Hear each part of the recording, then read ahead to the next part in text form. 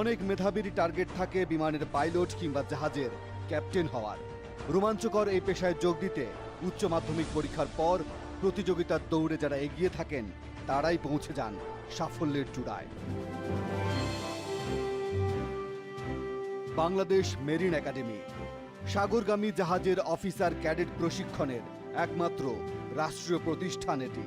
এখান থেকে যারা বেরিয়েছেন তাদের অনেকেই এখন বিশ্বের নামকরা জাহাজের ক্যাপ্টেন। আগে আমাদের সিনিয়রদেরকে আমরা যেটা দেখছি, তারা ইউরোপিয়ান সমস্ত শিপে চাকরি করতো, অস্ট্রেলিয়ান শিপে চাকরি করতো, আমেরিকান শিপে চাকরি করতো, ইউএসএতে এবং ইউকেতে তাদের ওখানে পার্মানেন্ট অফিসও ছিল। কিন্তু আস্তে আস্তে দুর্নীতির কারণে ও সমস্ত অফিস এখন আর নাই। বেশিরভাগ শিক্ষিত পরিবারের মেয়েদের বিয়ের আগে জানতে চাওয়া হয় পাত্র কি করেন। এর জবাব যদি হয় মেরিন ইঞ্জিনিয়ার, তাহলে তো কোনো কথাই নেই, সাথে সাথেই কবুল, অর্থাৎ পাত্রীপক্ষ রাজি।